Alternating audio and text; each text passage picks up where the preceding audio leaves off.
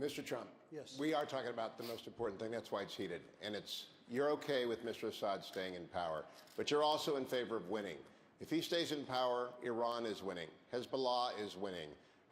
Iran is winning in Yemen. They are winning everywhere. If they're winning, how can we be winning? I think Assad is a bad guy, very bad guy, all right? Lots of people killed. I think we're backing people. We have no idea who they are. The rebels, we call them the rebels, the patriotic rebels. We have no idea. A lot of people think that they're ISIS. We have to do one thing at a time. We can't be fighting ISIS and fighting Assad. Assad is fighting ISIS. He's fighting ISIS. Russia's fighting now ISIS. And Iran is fighting ISIS. We have to do one thing at a time. We can't go, and I watched Lindsey Graham. He said, I've been here for 10 years fighting. Well, he'll be there with that thinking for another 50 years. He won't be able to solve the problem. We have to get rid of ISIS first. After we get rid of ISIS, we'll start thinking about it. But we can't be fighting Assad. And when you're fighting Assad, you're fighting Russia, you're fighting Iran, you're fighting a lot of different groups.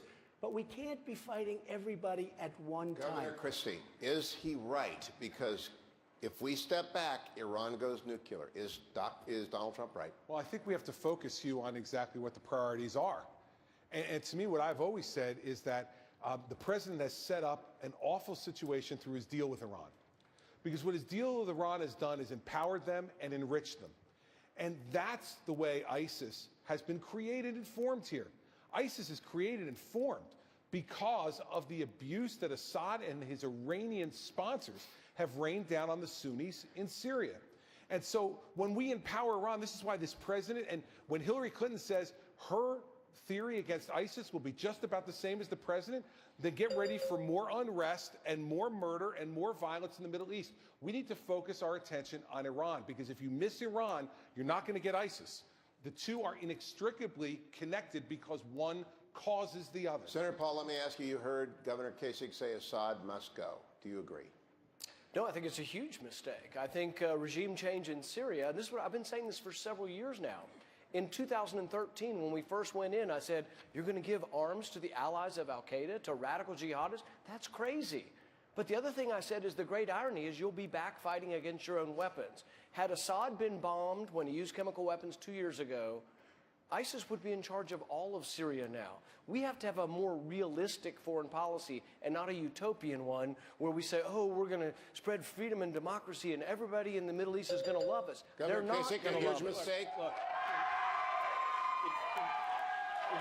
in foreign policy, you have to know how to pick and choose. There's no way, if Saddam had not had weapons of mass destruction, I would have gone. Because I don't believe that U.S. should be involved directly in civil wars. I opposed the U.S. involvement in Lebanon. We ended up having to withdraw our Marines after our barracks were blown up. There's a difference between Iraq, where you have Sunni, Shia, and Kurds put together after First World War by the Western powers. It doesn't work. It needs to break up into three parts. And finally, in regard to Syria, understand that Assad is an ally of Iran who wants to extend that Shia radicalism all the way across the Middle East. He has to go. And for the Russians, frankly, it's time that we punch the Russians in the nose. They've gotten away with too much in this world, and we need to stand up against them, not just there, but also in Eastern Europe, where they threaten some of our most precious allies. Let's continue with